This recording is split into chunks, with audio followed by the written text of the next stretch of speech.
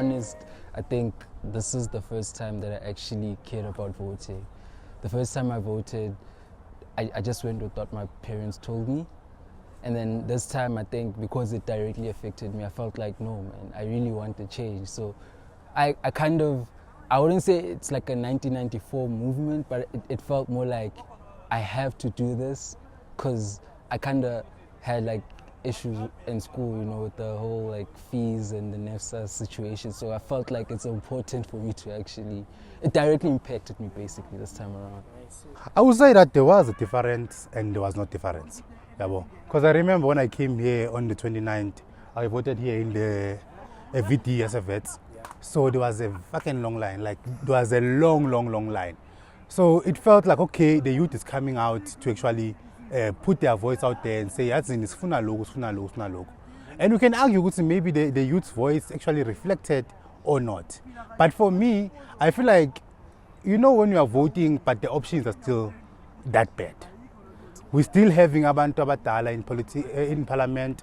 We're still having abantu abanye who are not really genuine to the cause. Like you can see, it's okay, manje siyavota, but i-genuinity yabo ayikho daga kakhulu. So right now there was a change also in terms of the coalition government. We are going to coalition, which is something that we are hoping will bring accountability for our politicians as a parliament. Okay, manje if it's ANC that means ANC won't be the one that dictates everything. Remember how before the budget was decided by the ANC, the cutting off higher education was decided by the ANC. So maybe that part of the positive nyana is there to say that no, now ANC can actually shy budget NSFAS or a higher education without actually interrogating it, a parliament in that setting and actually holding them accountable. That's why we can actually see as a youth, okay, is there someone in parliament for us?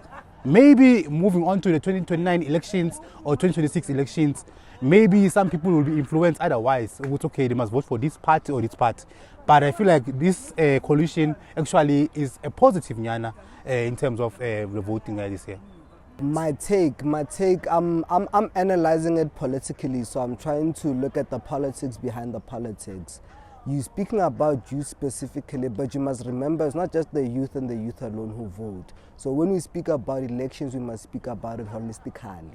So there's a philosopher, a spatial guy called Henry Lefebvre. He says people are a product of their spatial environment. I'm in a youthful space, so the rhetoric, politically so on the ground, what people say, what people speak about, what interests people is aligned to the youth, yes.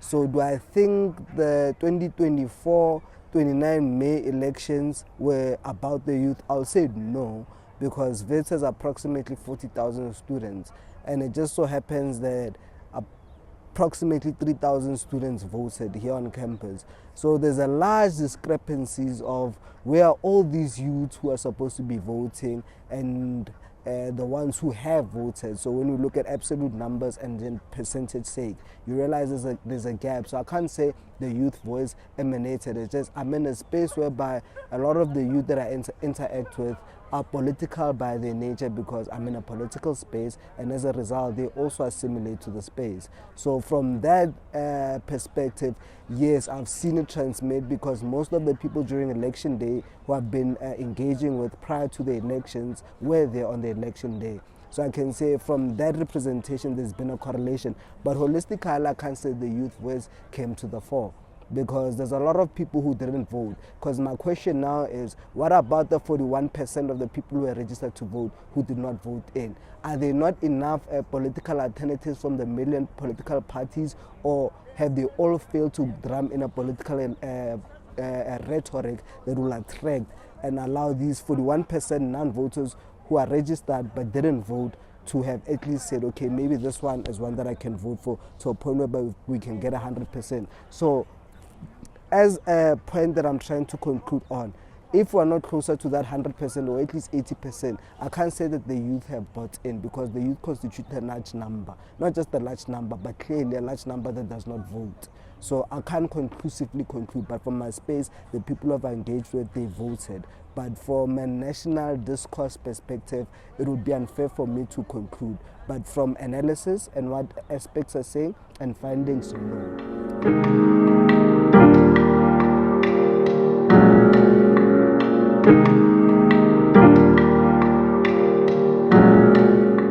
I personally 100% think so.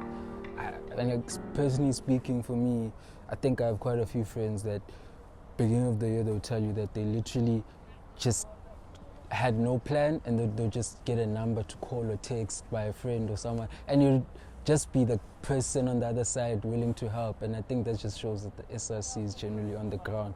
I remember even with South Point issues when I was still doing my second year, the way they just came in and they were always there to make a difference on behalf of students. It never felt selfish. I haven't felt that the SRC has done something that's not for the students, basically. Okay, so your question was about the SRC's effectiveness. So as I mentioned, we would say, yeah, the SRC have been effective. I've seen the SRC just like a few weeks back. They actually pushed on a program that wants the scraping of media exclusions.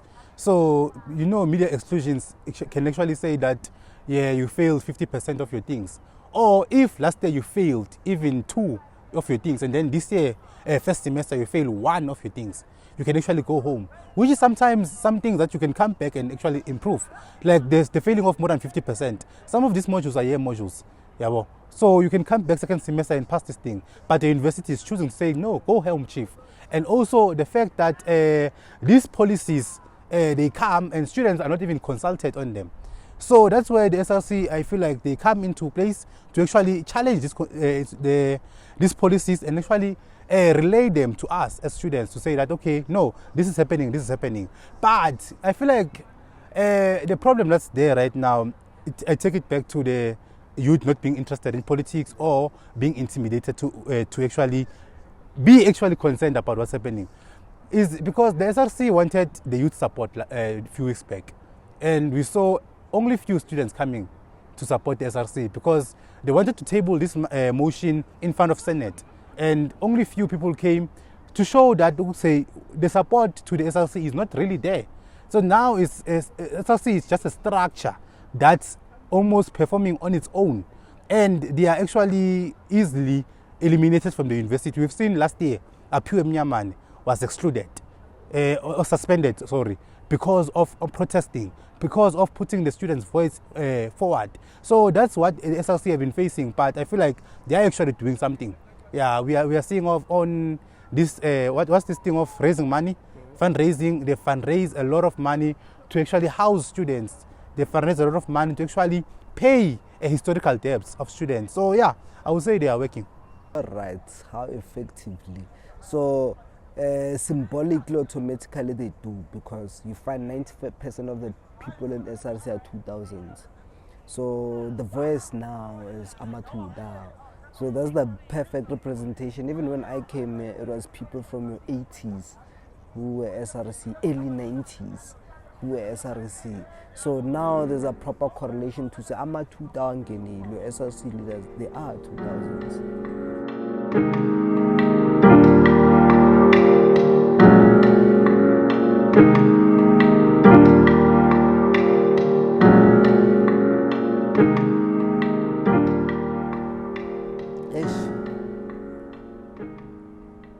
Do I think? I know it's a subjective question. Do I think? I don't know. Maybe as a young person, let me start off as a young person. It has helped me because it was a spark, my man. I think it was a spark, and we can't take anything out. Was it a success? I don't know. Yes, there are elements of successes that we can extract. There are also elements of failure. This thing of parallel movement. Everyone wants to be a leader. You go there with your cabal, I come there with my house, another one comes there with their house. So, but it was a spark. Was it a success? And the reason why I retorted immediately when you come is because there's this discourse around the follies. There was more follies. Did we break or ban the statue of Cecil John Rhodes at what's that, Rhodes College or UCT, Stellenbosch, you know, it became more symbolic, you know. So look, with regards to decolonization, it was a big success, because you're asking, why is the statue of just white people alone here, when we know that there's also those who are black, whose fire, whose blood, whose sweat and tears forged whatever we're seeing in our environment. You know, there was that question at the coloniality which came to the fore. So with regards to such, it was a success, because you start to question more. Why is everything just Western? Why can't we have African things? Even names that they use, they are Western. They don't use names from Mali, Timbuktu, or Nigeria, Lagos, or KZN, wherever, Mzimkulu or Mtimkulu or Newcastle. Why is it just this Western names? And they black mathematicians, and haven't they been black funders in his, like, those small questions, hence haven't they been black community builders around? Those small questions you start to ask. So from that perspective, I think it's been a success, because you question your environment and why every road is just for dragger. Why and after, or rather during, you saw there was a wave where even street names were being renamed. So I think we have to look at the movement in its entirety. But to your question, was it a success? I don't know, because the fees haven't fallen, fees are rising. And when I say fallen, I mean below inflation, rather. So it's kept the same school fees for the next 4 years. Even if it does increase, it wouldn't be a drastic increase like them increasing the way they've been every year. So I'll say it's a cross with regards to that. The direct question is free education free? No, it's not free. You haven't seen WITS as a corporate, or they charge you for everything. Is it a problem? Yes, maybe no, you can go elsewhere. We have choices as well. We get that argument. But is it sustainable? No. So the fees must fall movement. Have the fees fallen? No. Fees have risen incrementally. So just off the way alone, I wouldn't say it's a success, but I do respect the people that do fall, because they've created a spark, like I've said.